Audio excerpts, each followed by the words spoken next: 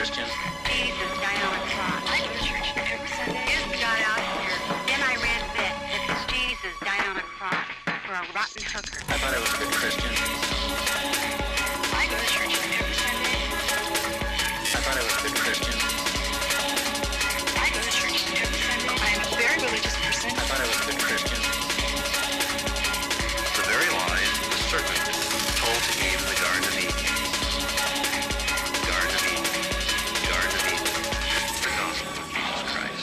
Spreads confusion and promotes lies. The gospel of Jesus Christ. Spreads confusion and promotes lies. The gospel of Jesus Christ. Spreads confusion and promotes lies. The gospel of Jesus Christ. Spreads confusion and promotes lies. The gospel. Hey everybody, it is January 19th, 2014, This Non-Religious Life. I'm your host, Ken. With me all the way up in the Bay Area, we have Jason. Hello, how are you? And back on the East Coast in beautiful, but I'm sure probably ridiculously cold Maryland, we have Matthew Brace, who is also drinking some tea apparently.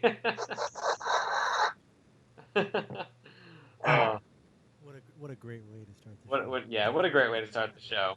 That's fantastic. I'm actually in Virginia. Are you in Virginia now? I mean, Fairfax and Maryland, they're kind of close. I go home to visit. I say you're in Virginia. Oh, I'm in Maryland. Oh, I say you're in Maryland. Oh, actually, I'm in Virginia. From now on, I'm going to clarify exactly where the fuck you are before we start the show so I can introduce you correctly. I'm in Pennsylvania. What are you talking about? I'm in San Diego. What? Yeah, your bathroom filming. I thought that was my toilet.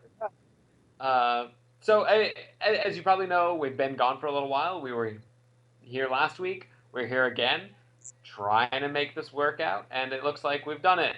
We've done 2 weeks in a row. Fantastic. High five for us on episode 81.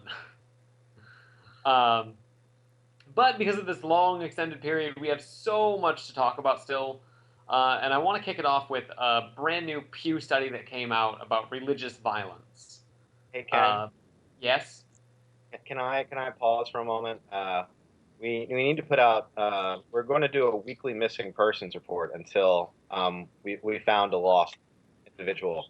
If anyone has seen Robert Price, he's about 60 years old. A slight touch of male pattern baldness.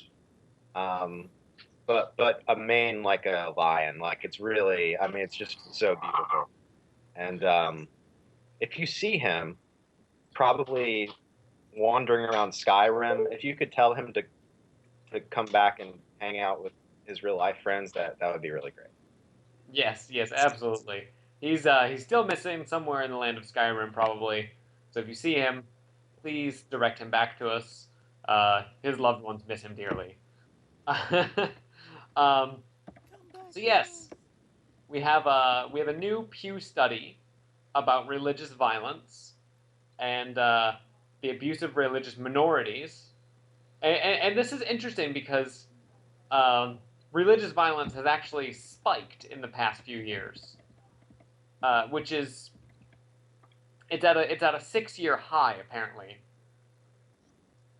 which is kind of crazy, because globally every other type of violence is actually down. So Matt, being religious, please tell me, why did you do this?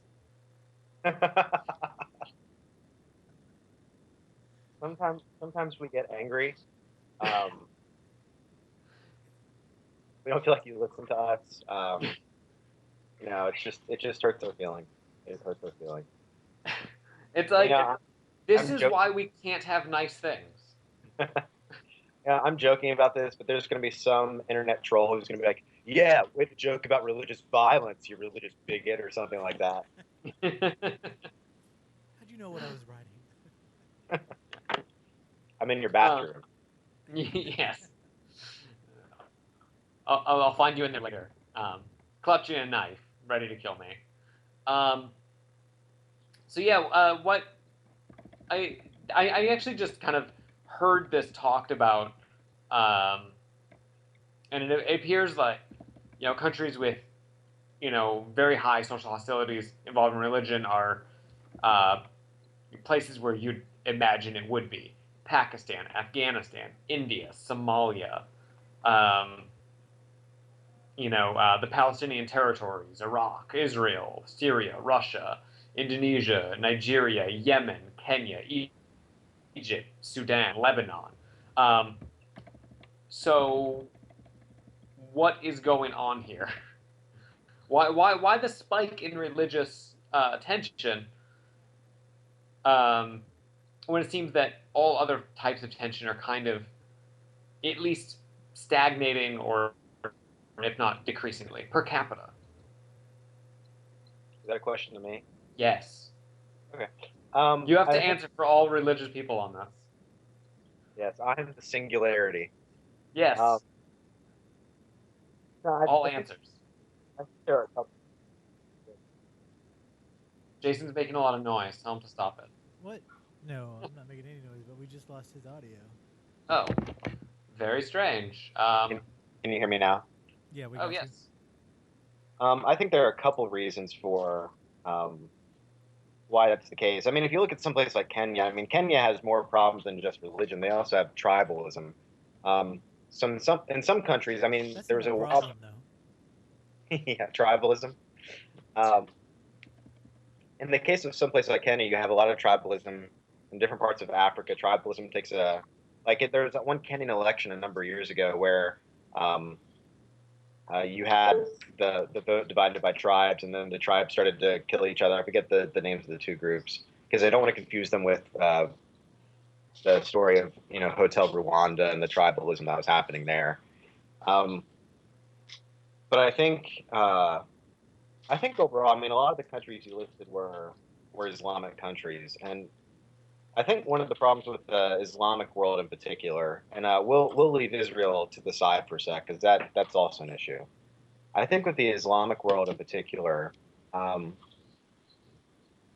Islam used to be known for a lot of things up until about the 12th or was it the 12th century or the 14th century? I think it was the 12th. For a while, 14th century. So for a while, Islam was the carrier of all of the classical works, the Greek world, from Aristotle, the works of Aristotle, Plato. They're big fans of Aristotle, and Islam did a really good job of cultivating the life of the mind. But then post 14th century, you see this shift towards fideism take place, and so their faith takes on a far more fideistic tone. And I think the problem with fideistic faith. So we're talking at that point. Faith which has no dialogue with reason. So faith in faith for faith's sake. Period. I think it breeds religious violence because there's no place for reasonable criticism. I have a lot of friends and definitely some professors I've studied under who they work with a lot of moderate Islamic groups.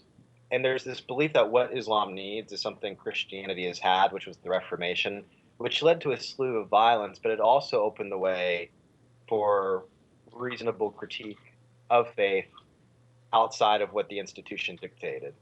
And so in Islam, I think what you need is you need a reformation. You need some type of renaissance. You need some type of enlightenment movement. You need that convergence that we had in the West with Christianity to dull those tendencies of things like Christendom, Christendom, to dull those tendencies of fideism. And I'm not sure Islam has had that in the 14th century till now. The Islamic world tends to be very fideistic, very fatalistic.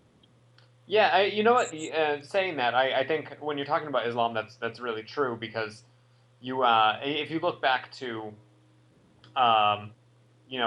pre-16th century Europe, where you just had the Catholic world, and it would, I mean, you could look at Eastern Europe and have the Orthodoxy, but if you looked at Catholicism, they had that same fideistic mentality. Anyone who critiqued the church was a heretic, was killed. during the Crusades, the Templars would go into the Holy Land, and they wouldn't just slaughter Muslims. They would slaughter anybody who wasn't Catholic.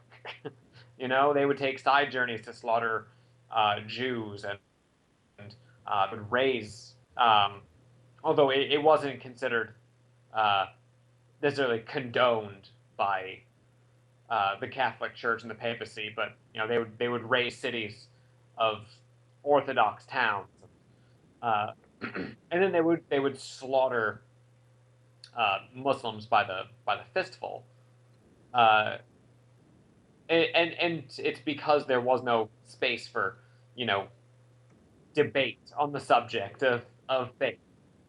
And it's true, and I think that's true. And when you couple that sort of fideistic mentality with the fact that these are all incredibly impoverished nations, Pakistan, Afghanistan, India, Somalia, the top four, and they're very poor nations, which in and of itself breeds all sorts of strife. I think it's interesting because globally, other violence is down, but it's just this. Maybe this is the outlet that. And I'd be interested to see what the trends were towards certain religions in these countries. But there are some standouts that are really strange to me, like Russia, which obviously isn't a Muslim nation, but I'd be interested. It's also very large, so I'd be interested to see where that violence is. It has large Muslim areas, or whether it's in the Orthodoxy areas or somewhere else. And then Israel, which is not a third world nation at all. They're actually fairly well to do, but they're in the middle of a essentially war with everyone around them. A war that's not technically deemed a war yet, which is heavily religiously motivated. But I don't know. I first read it and I thought that it was interesting, but India's tensions were mostly between Hindus and the minority Muslims and Christians. So it seems like Hindus were the aggressors there, which is interesting. Yeah, unfortunately, I don't know. I don't want to disrespect Hinduism by talking about it in a way, because I don't know a lot about Hinduism. I know some of the basics of reincarnation, the multitude of gods, and kind of the ultimate essence of the divine, like that everything is kind of a part of. Like I get all that. I don't know. I don't know. I don't want to say anything about Hinduism too rashly, so it's probably best that I not comment on that. Yeah. I just think I think this whole concept is interesting, and it's something worth looking into to find out what's really going on.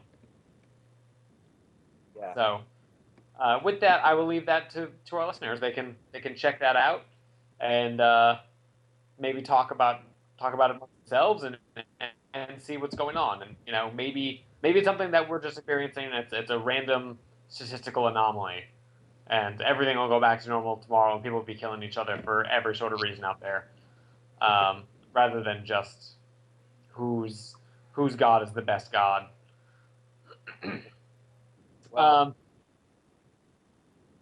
Which brings me to the next topic I want to talk about, which is religious strife in general, is the upcoming debate between Ken Ham and Bill Nye.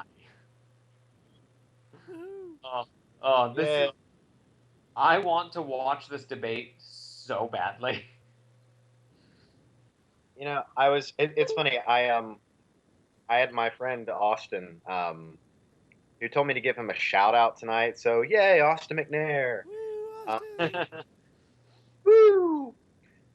We were both talking about this debate. He's like, dude, you should have like a party and get people to come and watch it. So I probably will do that. I don't know. The funny thing with Ken Ham and Bill Nye, I was talking about this with actually the aforementioned Austin, and just talking about how he was talking about how he saw Bill Nye debate someone, I think, on Piers Morgan once, and he said that the problem with Nye is that he was almost too polite. That his backup go-to was, well, we just disagreed on the facts, and it was just kind of like left there. My fear with someone like Ken Ham, a friend of mine brought this up, is that he'll play kind of dirty, and that he'll go for the lowest common denominator, social Darwinism, moral nihilism. That's the route he'll go. Yeah. And so my fear on the one hand, again, is you have Bill Nye, who, it's true, just has his BS, and as someone pointed out, I think in one of the threads on my wall, Yeah.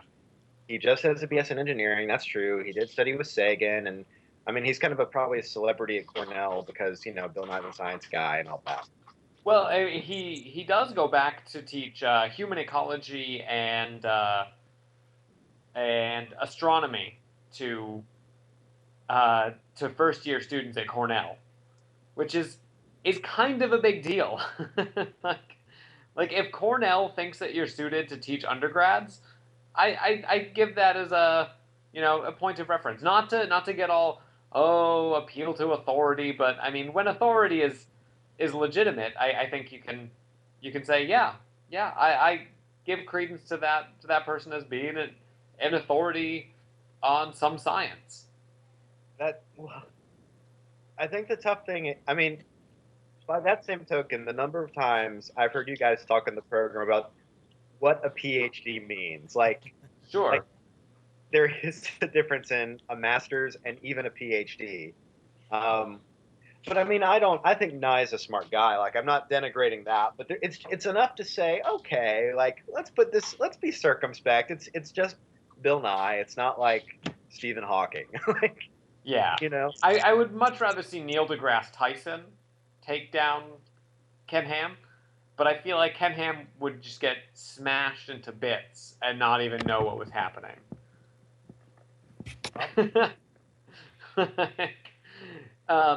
However, wait, let me jump in real quick. What do you think their intended outcome for this? Why do you think they wanted to do such a public debate about these two individuals? Since they're both, since like Bill Nye's not on top of the game of of atheism and whatever. Why do you think they're doing this, and what do you think they're looking to achieve?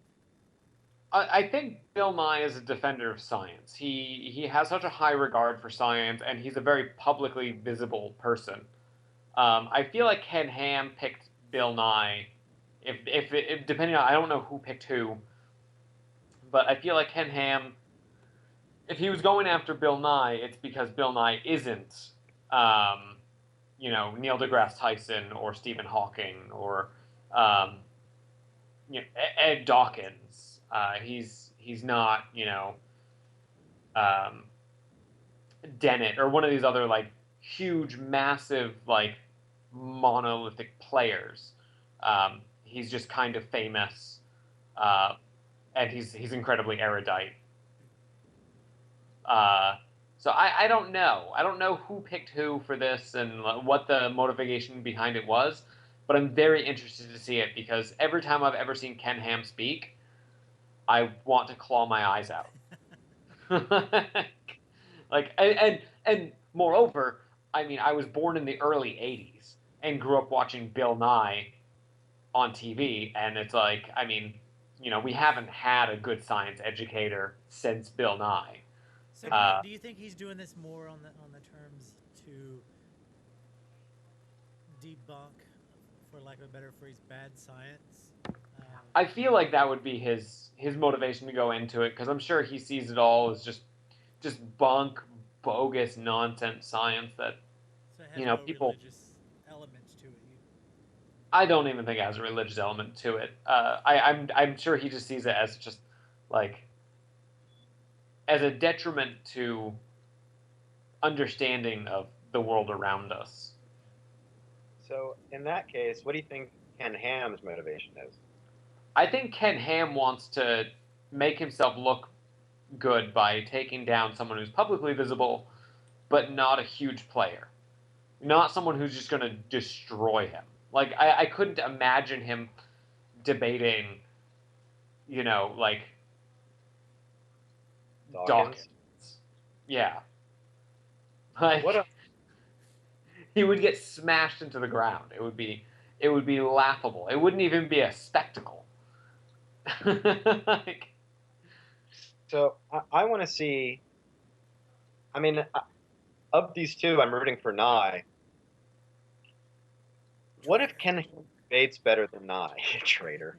yeah, I don't think he will. Like I said, I've seen him do debates and talks, and like, as like you said, he's gonna go for that lowest common denominator, sort of nonsense argument, non sequiturs, and try to derail the argument with like, you know,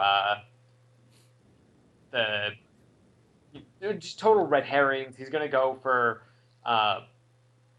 the fallacy like of the final outcome, and like you said, social Darwinism. Oh, look, science gave us the atom bomb. Sort of just nonsense. Like, yeah, science gave us the atom bomb. Science also cured fucking polio, which has saved way more people than, you know, the atom bomb has ever killed. So, But let's play out Matt's question. And what would be a strong case for him to be considered, you know, a victory? What would be his argument that would where he could walk away saying that I was victorious? I think Ham's gonna walk away thinking he's victorious either way. The man's deluded.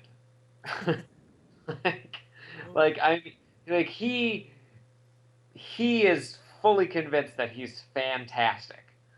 And I think no matter what happens, he's gonna walk out of there being like, yeah, I showed them, and now everyone knows the truth. And whether or not that's actually the case. Yeah. What do you think, Matt?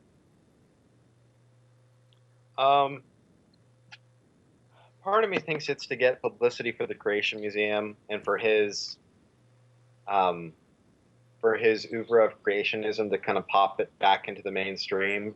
Just because so far the debate in the mainstream, it really hasn't even been like bio logo stuff. It's been ID. And this could be his way of putting himself and making himself relevant in the debate again, getting publicity, just kind of getting his name out there. And maybe, you know, there's a little bit of a mystical play in there too, of like, well, people will still hear, the people who need to hear will convert or believe correctly afterwards. So there could be a number of factors going on here. Maybe he thinks he'll actually do well. Yeah, I think he will. I think he does think that he will do well. And I think, like you say, like, he thinks he's going to go out there and say what he's going to say, and anyone who's, like, you know, actually supposed to be converted will be converted. And you bring up a good point about the Creation Museum, which is where the debate is taking place, is not? Say that one more. Yeah, it's taking place at the Creation Museum. Yeah. I think it's going to take place at the Creation Museum, and which, what a better venue. He's going to sell tickets to get people to the Creation Museum to watch him debate. And, I mean, obviously, yeah, you're right. His brand of creationism is very niche lately. People haven't been talking about the whole young Earth thing for a while. It's mostly been, you know, intelligent design. I feel like biologo stuff has been even more sort of talked about than like young Earth creationism. Yeah. But he's crazy. I'm just gonna put it out there. You know what? I would be sad if I actually met him face to face and he turned out to be a really sweet guy. he seems like oh man, like just looking at him, like I don't know, maybe he is a really sweet, nice guy, but he looks like such a snake oil salesman. Like he just looks like one. Like he just looks greasy. Well, he does have that Amish beard going for him. Yeah, man, he's got the creepy Amish beard. Like I don't know what's behind that thing. Anything. He's hiding something. He'd have like a finger under there. Who knows? He could. Who knows? God, Jesus. He could have God or Jesus. He could have God or that's where Jesus. That's where you find Jesus, in Ken Ham's beard. Found him. I'm not laughing at your guys' blasphemy. No, we got it. I put the camera on you. We got that. That's okay. So long as I'm not blaspheming the Holy Spirit, it's forgivable. Yeah, I always tell people, I probably shouldn't. I'm like, dude, you can blaspheme the Father and the Son and get away with it. Yeah. Like, in terms of violating the first, like, 2 or 3 commandments, it's probably the worst thing I ever say on a consistent basis.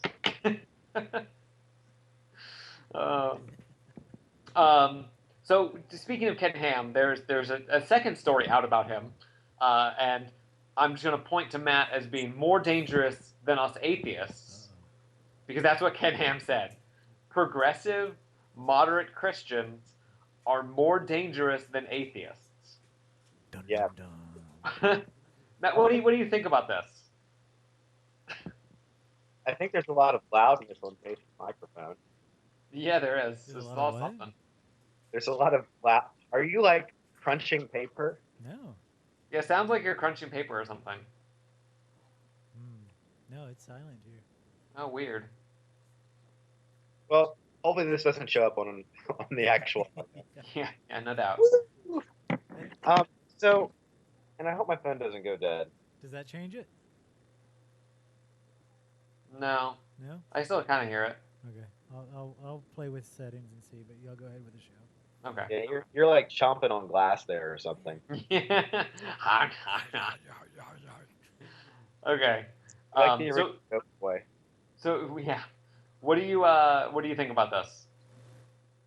Well, apparently, part of what he said was in a response to a blog that had been written about him by a guy who said the response from Ken Ham was, apparently they called this sort of thing progressive Christianity. I guess that means evolving Christianity. Whatever the secular world believes about where they came from, you accept that as infallible and then change their assumed fallible word of God to fit. So sad. In many ways, these sorts of people are more dangerous to Christianity than atheists. And the initial comments said, were a response to Ham. It says, many young people are dismissing the Bible because of evolution. And even many young people who had grown up in the church decided to leave the church because they saw evolution as showing the Bible cannot be trusted. Blog writer Dan Wilkinson wrote, Mr. Ham, the young people you strive to influence are dismissing the Bible because you're telling them what it says and means rather than letting them seek that out for themselves. They're leaving the church because your version of Christianity has nothing whatsoever to do with right practice and everything to do with right belief. Ham called the blog a personal attack, saying it was just this person's fallible opinions to justify holding man's word as infallible and God's word as fallible. Perhaps a more, and then it's a plug for the debate, perhaps a more interesting debate than the one with Nye would be Ham against a progressive Christian about the viability of debating at all. So, regarding his comments, first, I actually don't know where to begin. Maybe I'll start with Aquinas, where he said that reason should never contradict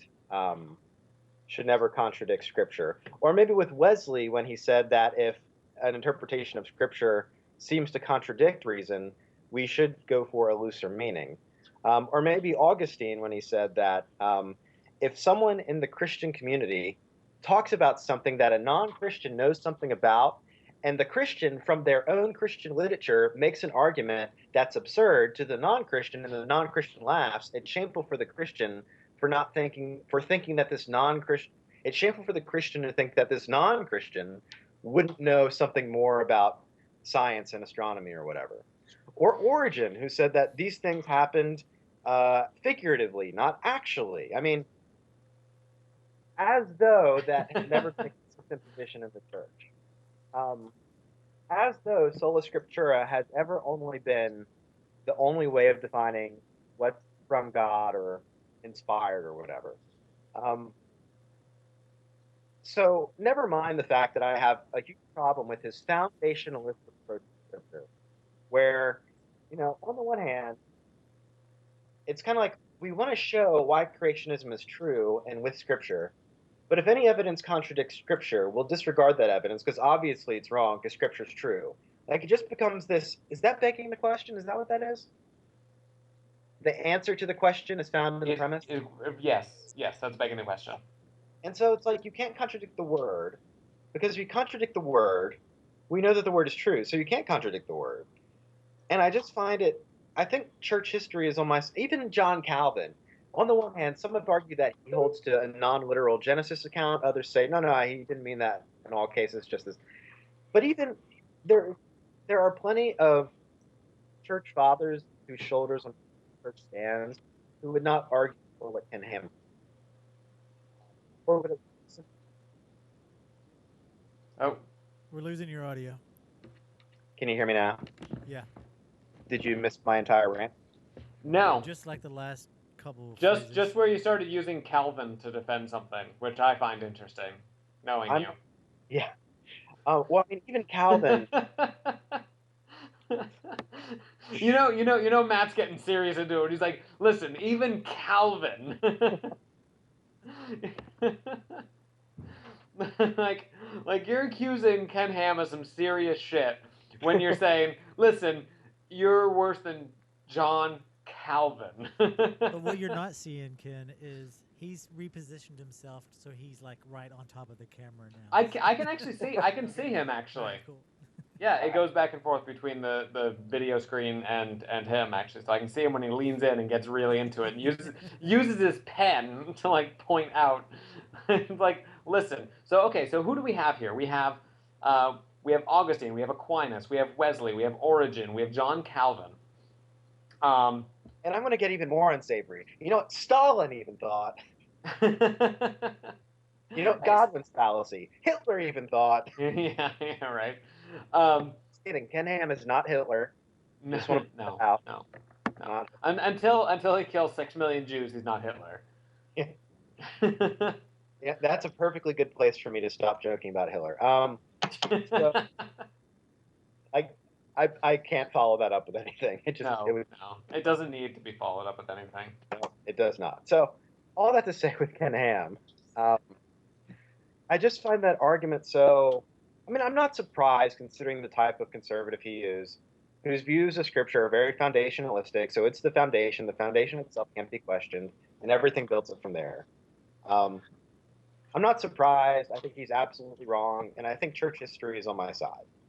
Yeah, I would agree. And you know how much I love those classic thinkers. I love Aquinas and I love Augustine. And I was going to say, like, you know, even if you go back into church history and you're looking at these things and you're like, okay, yeah, fine. You want to be a not progressive Christian. Well, then you should really go back to those roots and not be this modern day evangelical Protestant, because you don't resemble the early church at all, or what it meant in the first century to be a Christian. So,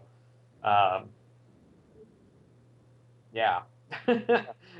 You're a progressive Christian in some respect, no matter what you're doing, simply by being a 21st century American Christian. But I don't think he would believe that whatsoever in the first place. Being as the kind of Christian he is, the super conservative evangelical, you know, very literalistic sola scriptura mindset. You know, the Bible is infallible. It's the Word of God. Therefore, it's infallible because it's the Word of God. Therefore, it's infallible because it's the Word of God. And it's just in this circle. God said it, I believe it, that settles it. God said it, I believe it, that settles it. I mean, there's always a problem too. Do you believe something about the Bible God didn't say? Could that be an issue? No, he said everything. Everything that needs to be said is in it. You just need to find the certain words in there. It's a very big book. It might take some time. You piece it together Bible code style. That's probably the only way. God said everything. It's almost you want to go to Ken Ham and be like, have you not read where Jesus said, Moses said this? Oh, and you thought that was the word of God? Well, it's funny, because that was an accommodation. Yeah. Yeah. Actually, yeah, it's like, Jesus is actually quoting Moses.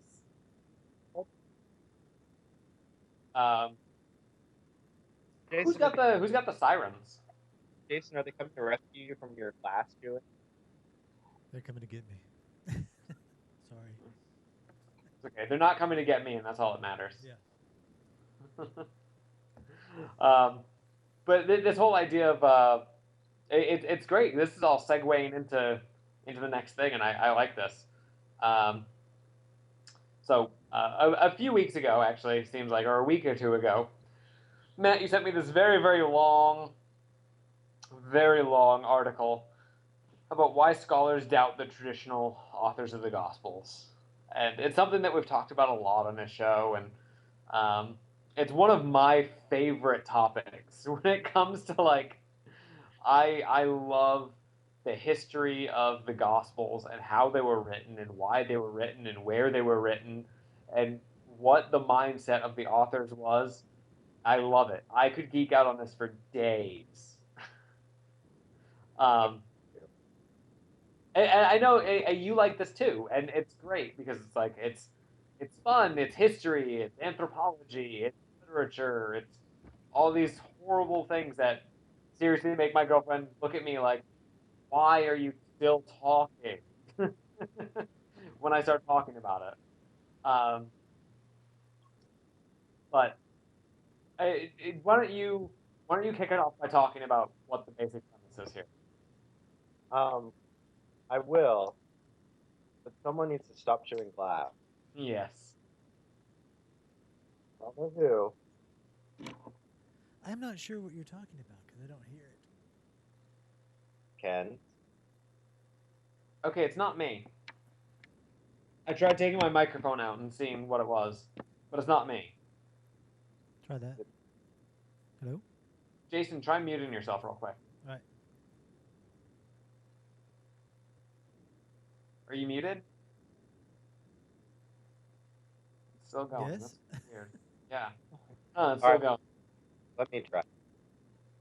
Okay. Let me try this. How's that? Give me a second. It's totally you. It's totally Matt? Yeah. Damn it, Matt. Sorry. Does sound like you're chewing glass. You're secretly chewing glass, aren't you? Yeah, I'm using a friend's laptop too, so that was my first mistake. Yeah. Never trust friends. Yeah, if there's one thing I've learned. Okay, so kick it off. Sounds like the glass chewing has stopped. Yes, it does. Well, as we talked about earlier, I didn't read this. No, but I think between the two of us, we know enough to talk about it. So we want to talk about. I mean, I guess I could start off, and this kind of stems in from our comments about Hamm.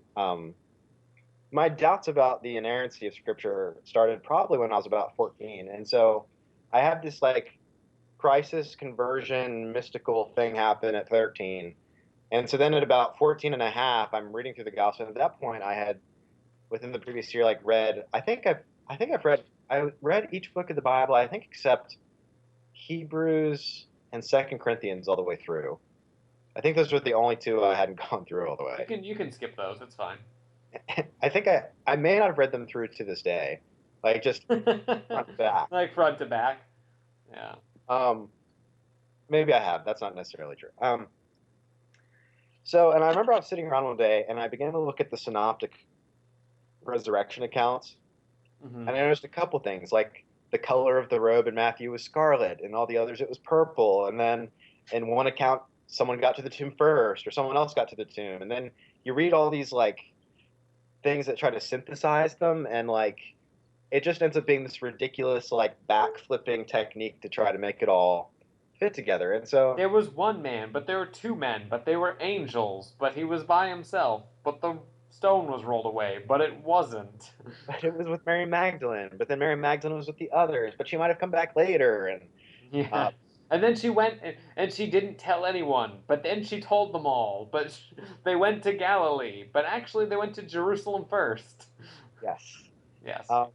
So those are kind of the issues I was running into, and so I guess that kind of began my journey of having a looser idea of what of what Scripture was and what it meant.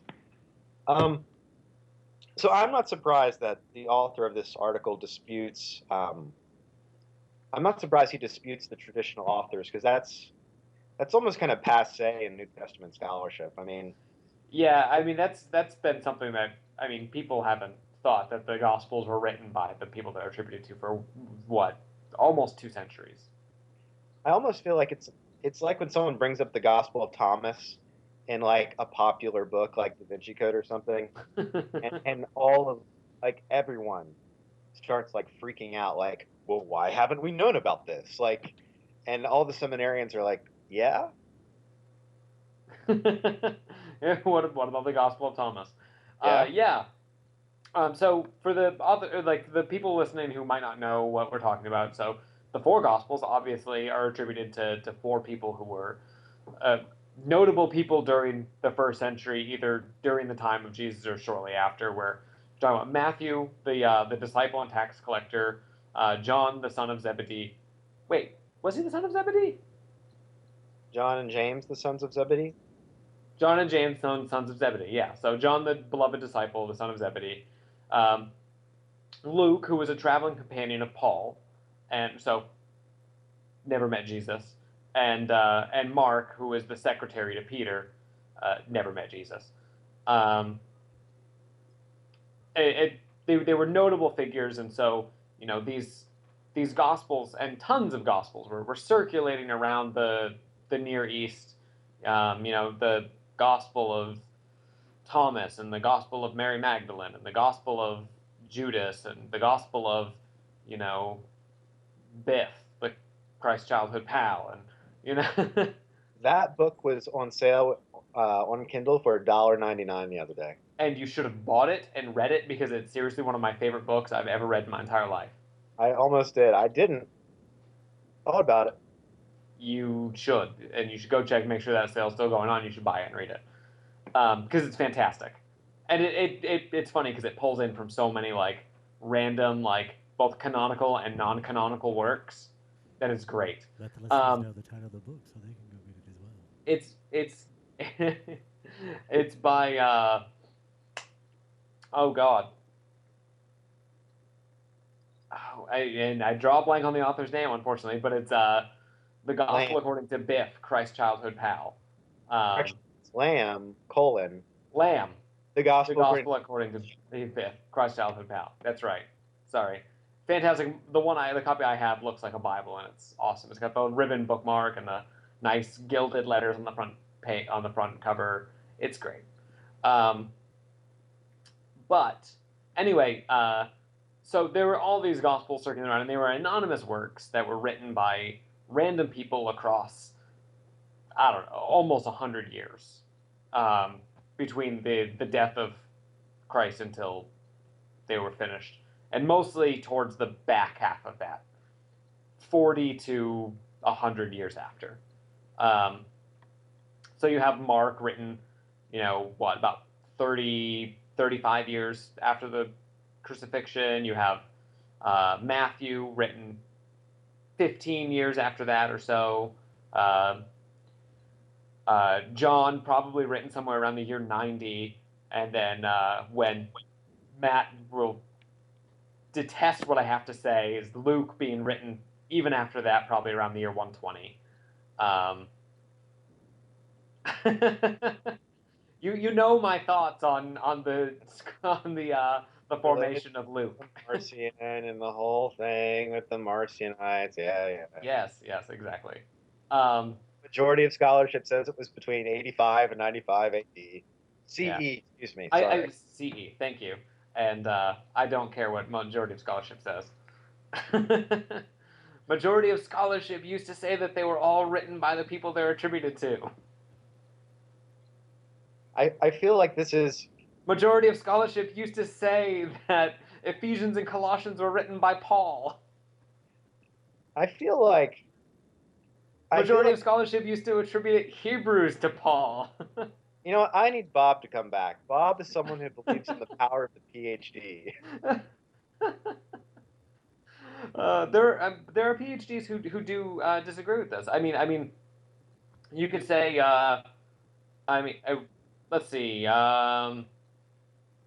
Boltzmann disagreed with the classic attribution of all the epistles to Paul. Yeah.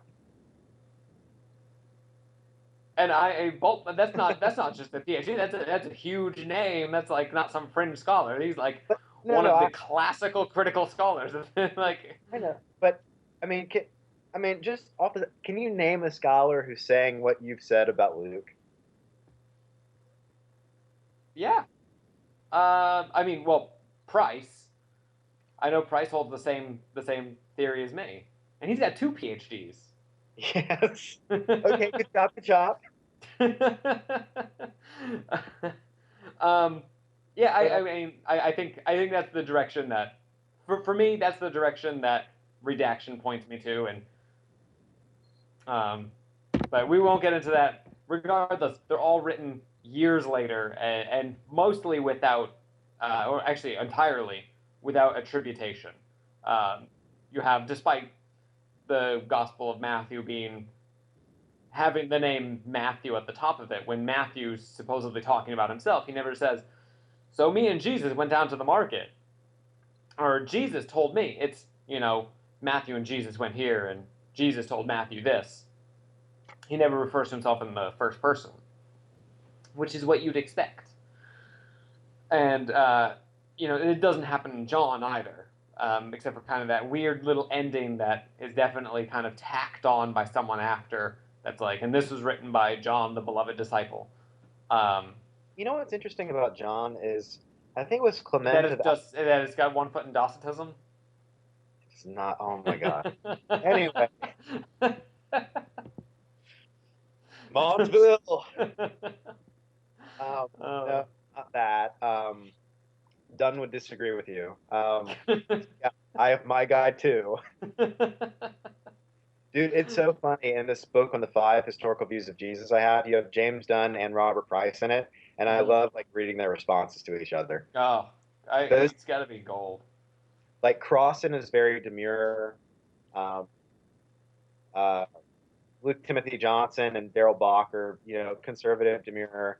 But then you have Dunn, who's like cheeky and British or Scottish or whatever he is, and then you have Price, who's nerdy comic book guy who's like, well, you know what I mean? Like, I love Dr. Price. He's fantastic. And he's a good friend of the show. He's a good friend of the show. I like Price. I don't like his argument in Evolution of Adam because I think the Apostle Paul is like the Epic of Gilgamesh in terms of credibility is bad. I think it's a bad argument, but whatever. Yeah. Okay. You shall have no other podcast before me. It's true, and you shouldn't have any other podcast before him. Not even this one.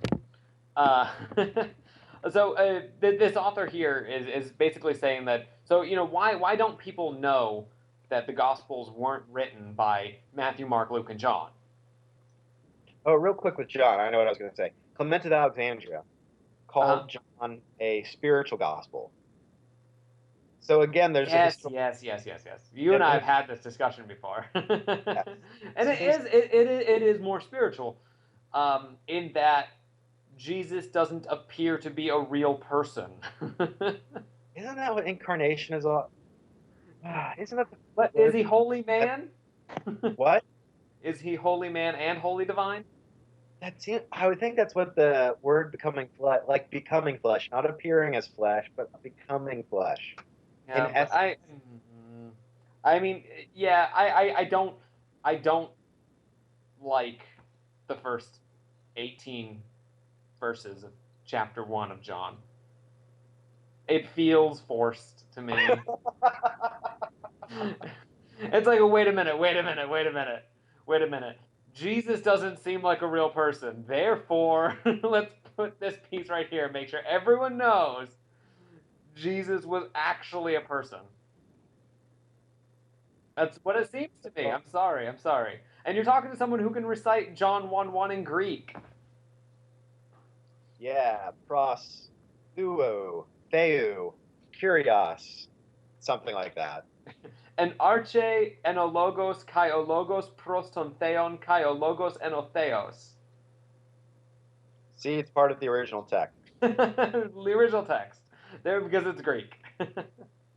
But you were saying about Matthew, Mark, Luke, and John. Anyway, and I think this is something that is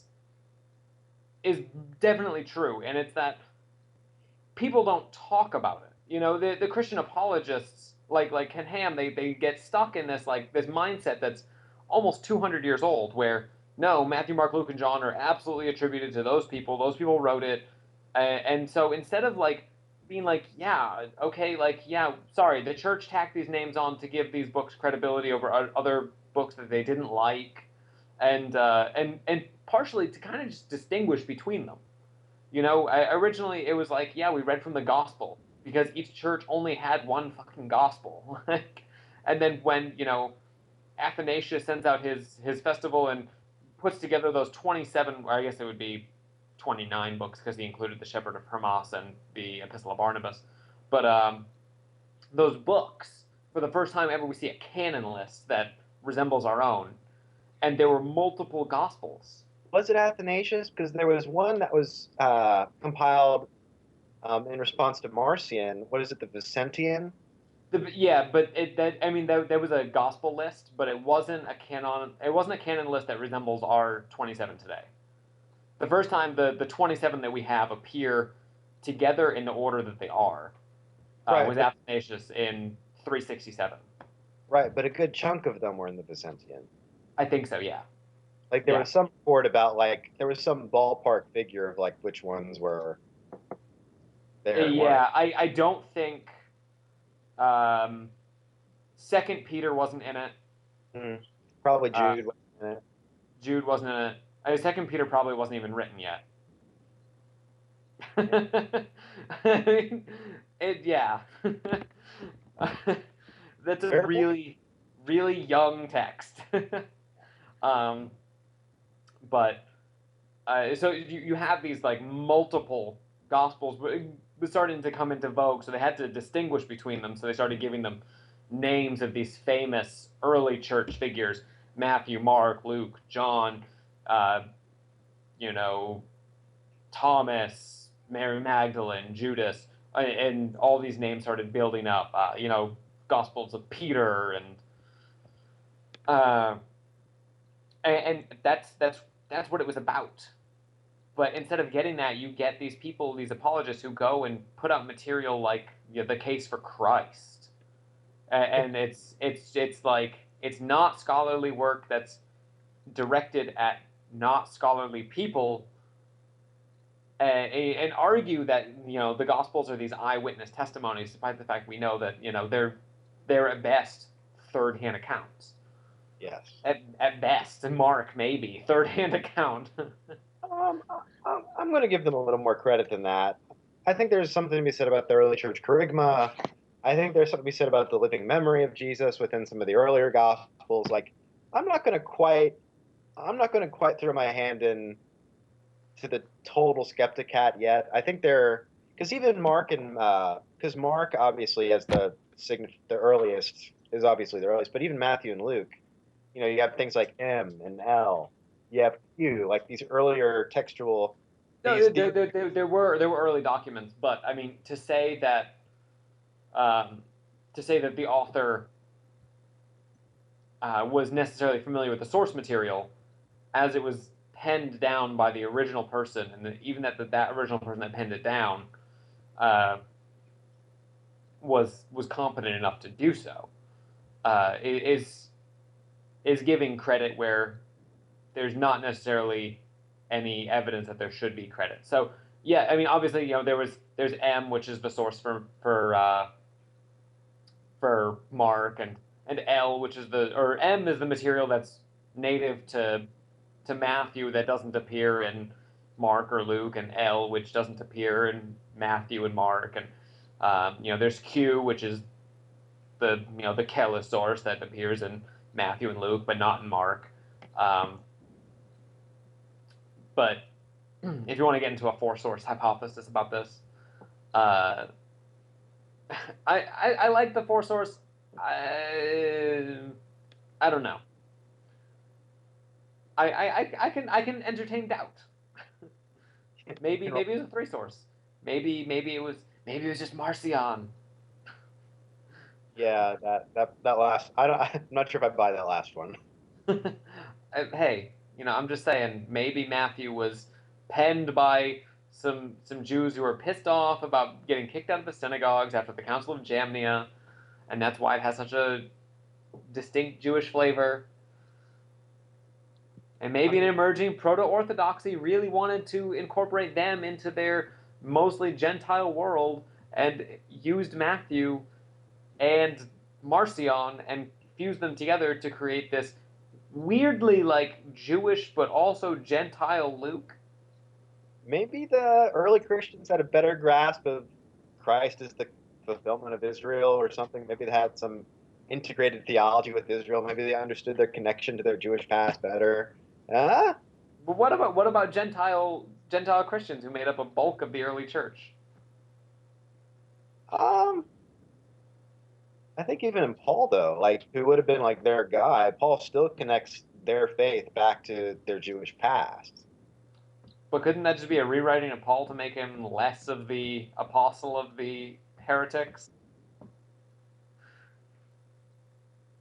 I guess the question would be then, I mean, if Marcion's all that remains, then I personally think it seems more likely that Marcion misinterprets Paul than that the church rewrote Paul after Marcion. Like, I think the more difficult reading is likely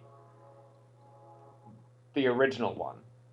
The more difficult reading? Yes, absolutely. That's like that is like the crux of textual criticism. It's like in the Codex Bezae, Mark 1:40 through 45. In the Codex Bezae, Jesus, you know the story. Mark 1:40 through 45. It's the man beset with demons. He's, I forget what he's suffering from, but Jesus cures him and then sends him on his way. He casts out the demons. I want to say he's a leper.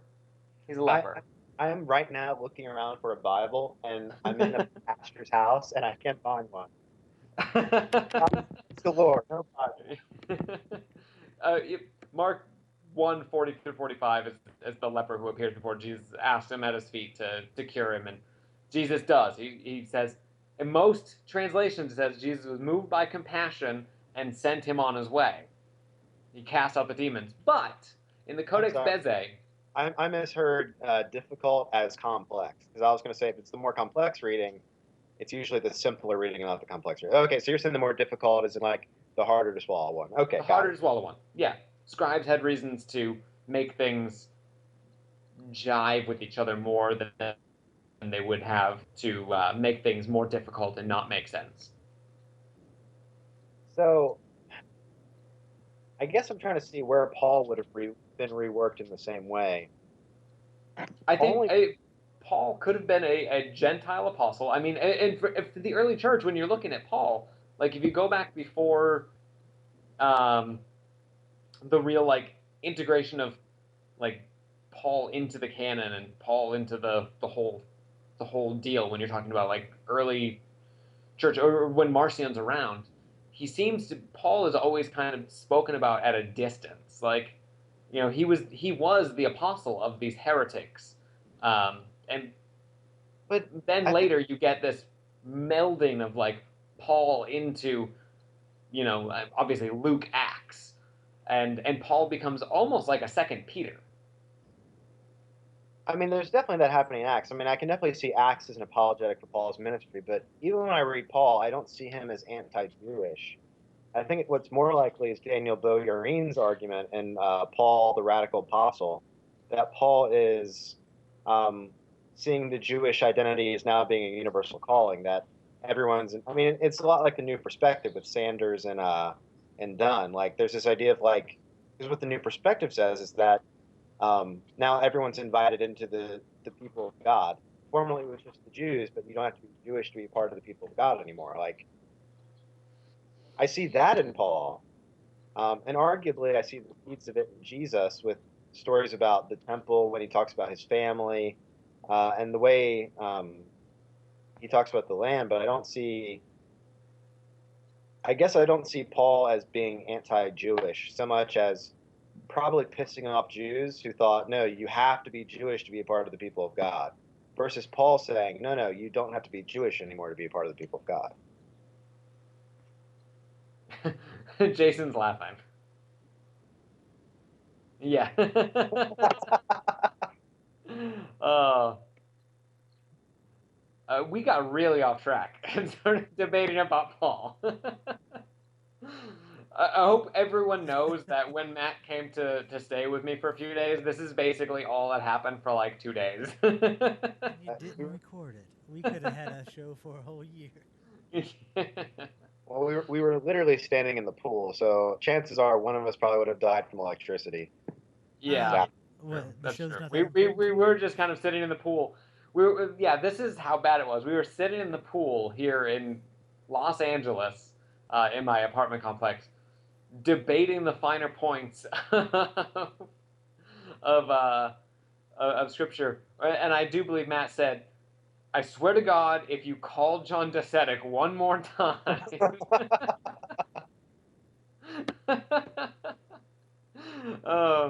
That may or may not have been said. It absolutely was said. I did. Yeah, and there's some really interesting points to try and pull this back in about like, I find it interesting because when you're talking about the Gospels and they're according to so and so, they're according to so and so. And Matt knows my opinion on this is that these authors, whoever wrote them, for whatever reason they wrote them, they weren't trying to record history. They weren't.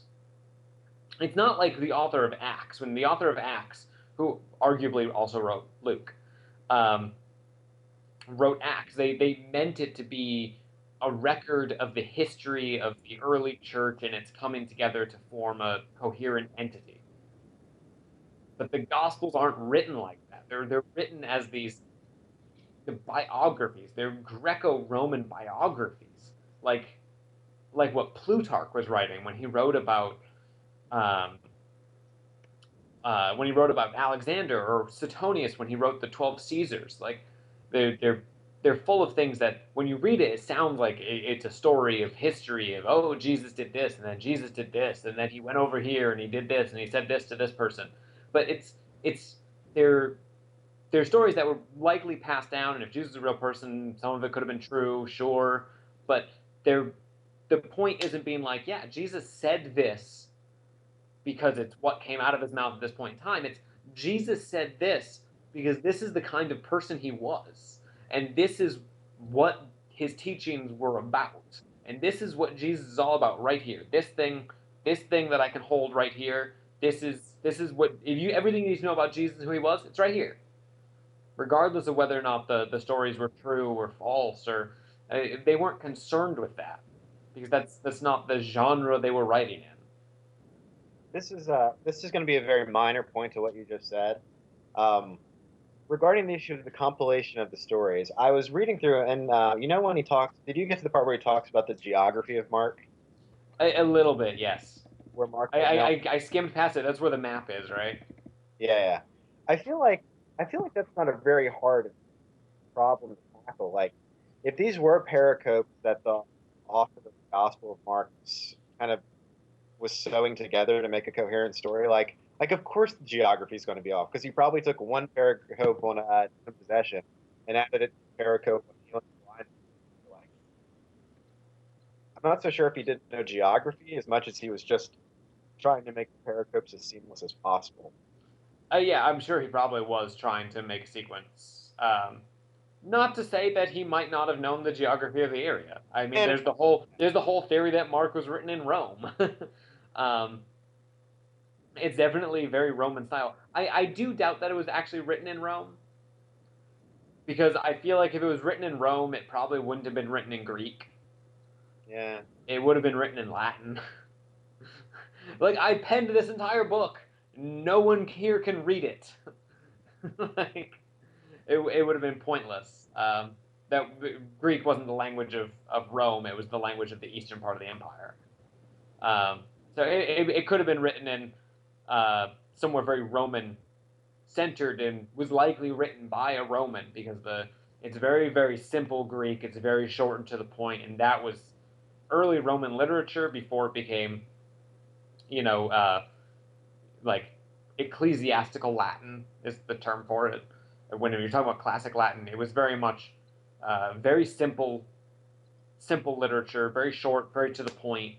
And the Gospel of Mark is really just the stuff that Mark thought was important. It's like, okay, here's his early ministry, here's the Passion, that's it. That's what you need to know. And later Gospels were like, okay, well, here's Jesus' birth story and the infancy narrative, and oh, I'm Thomas. When Jesus was traveling to Egypt, he went into a cave and found a dragon. But my favorite story out of all the Gospels out there is when Jesus finds the dragon, because dragons are badass. Smog is what you're saying. Yeah, exactly. I always knew Smog was a bad guy. Also, when he smites a couple boys and turns them blind. Yeah, that won't get you invited to birthday parties. No, it won't. Real quick, is it possible that we can cover that one last issue we were talking about? Oh, yes. Yeah, very quickly. So I found an article today, and let me give you a little sneak peek of what it says. Let me give you a little sneak peek of what it says when I find it. Here we go. Depression has many causes in both the spiritual and natural realms. Spiritually speaking, generational curses in a bloodline can predispose members of certain families to suffer from depression. I want to pause there for a second, and just to understand that whole bloodline generational curse issue could very well be chemical inheritance. We don't have to spiritualize it, but I digress. In the physical realm, medical treatments, chemical or hormonal imbalances, fatigue, and just plain stress can be the culprits. Additionally, unresolved emotional issues or abuse can bring overwhelming sadness, anger, and the inability to function normally.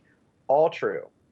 The bottom line is depression is a supernatural spirit of destruction straight from the devil, and as such needs to be treated like an enemy. We must take a strong stand against it and refuse to give it any power in our lives. And depression stems from an underlying root of unbelief. Unbelief in God's care, goodness, faithfulness, presence in your life, or ability to get out of seemingly impossible situations. So I want to express my anger because the magazine I got this from is popular enough with a certain large group of Christians that enough people will read it and probably deny themselves the care that they need. And because I've struggled with depression, and yes, I have at times felt melancholy over a sense of doubt. I have felt melancholy over senses of guilt.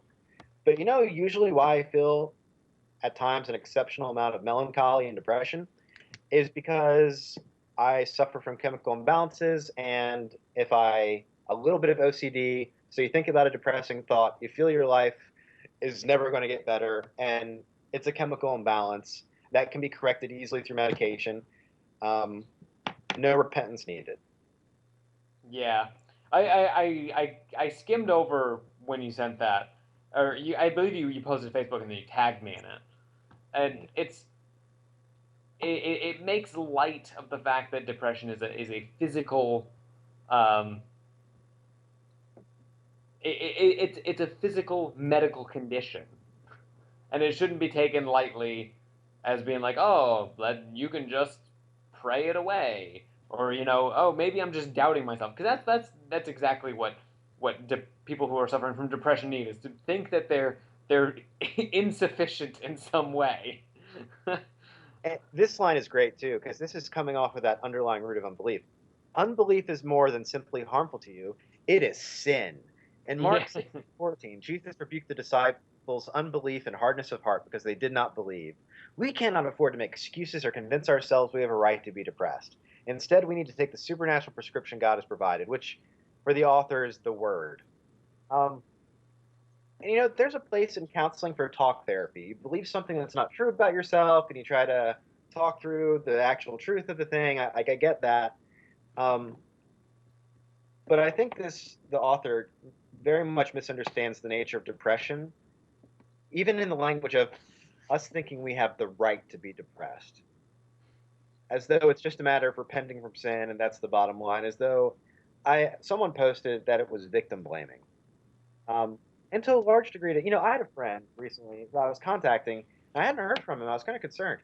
Um, he was suffering from depression, and at one point he was like, "Yeah, man, I have a gun, and sometimes I imagine what the bullet tastes like. I cut myself, and I didn't feel anything." And he set up an appointment for himself, and his wife canceled it because it was too much money, and then told him to talk to someone at church and just feel better. And there was a real anger in me as someone who struggled with depression, who sought a medically peer-reviewed, licensed solution to that, which made me better. Now, sometimes you have to experiment with the right concoction of stuff with your doctor or whatever, but the point is, like, I did something that worked, and I've overcome depression.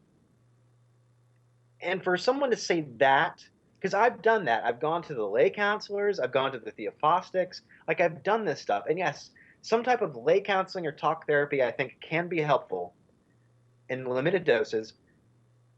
But if you have been struggling with depression for 10 to 12 years or something, doctor. And it's really shameful that something like this is allowed to get published the way it was.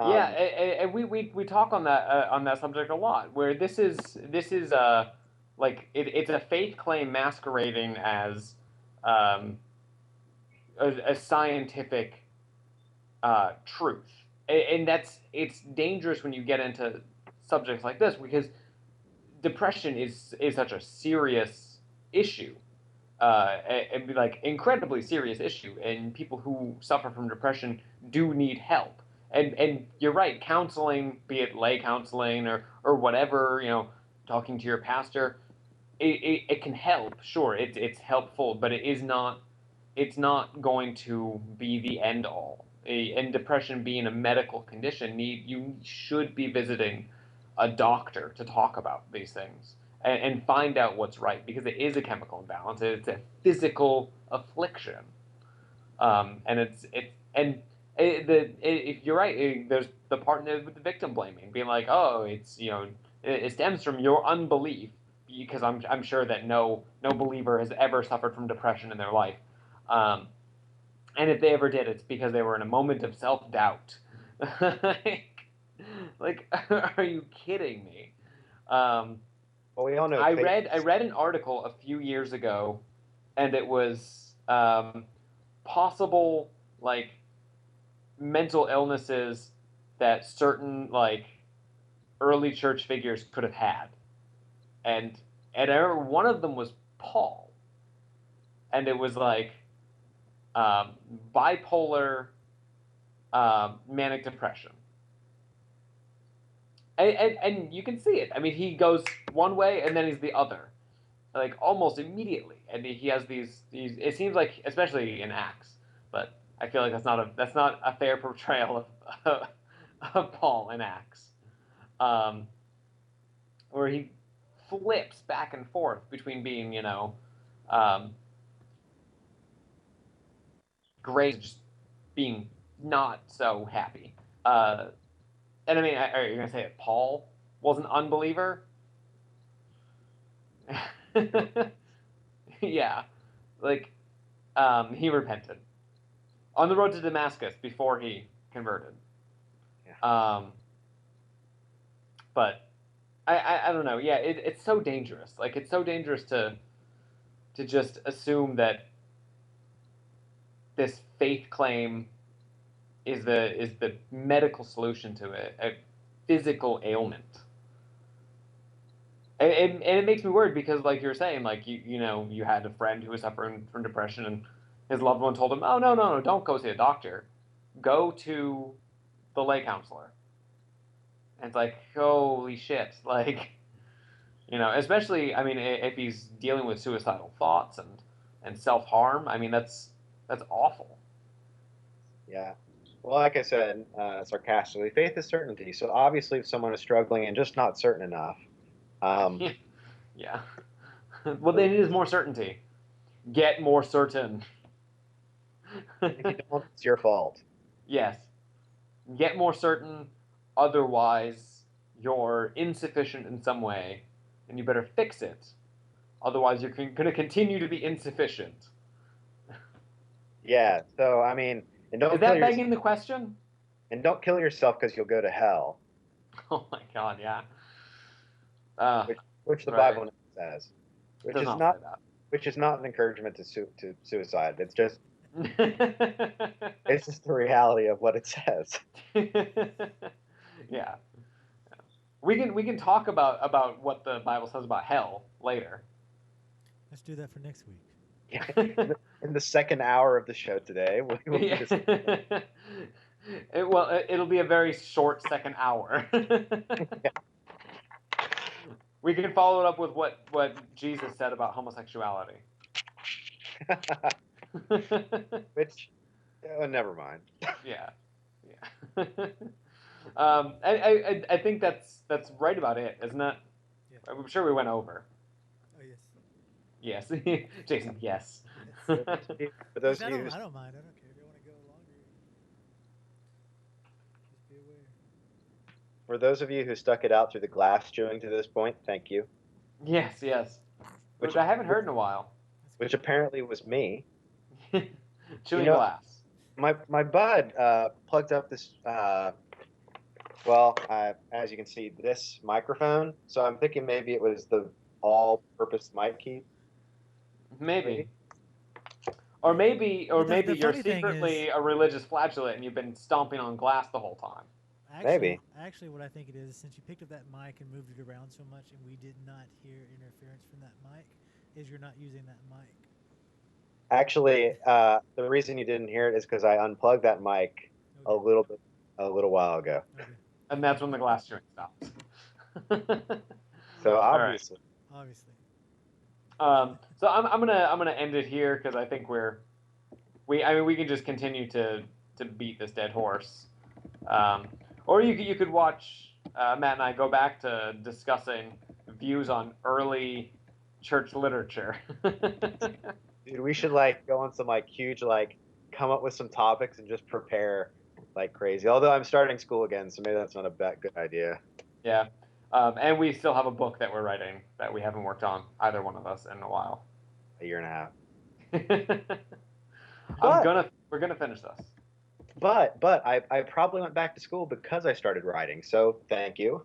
Oh, you're welcome. You're welcome. But You with know- that, we're gonna end it. Not suicide. On suicide, on such a warm, fuzzy note. So Let's not end funny. it here.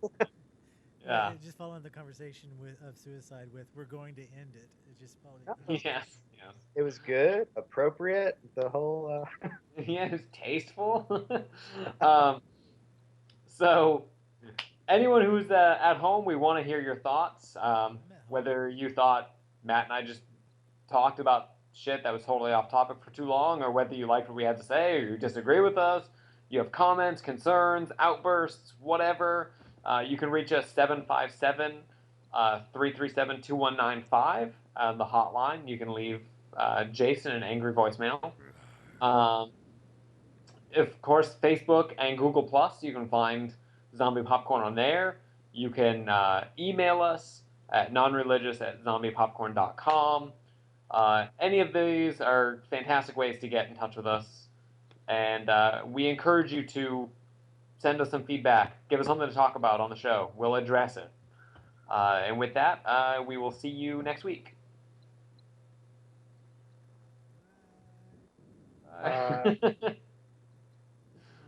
The goodbyes are always so awkward. Why are they awkward? I don't know, because I say goodbye, and there's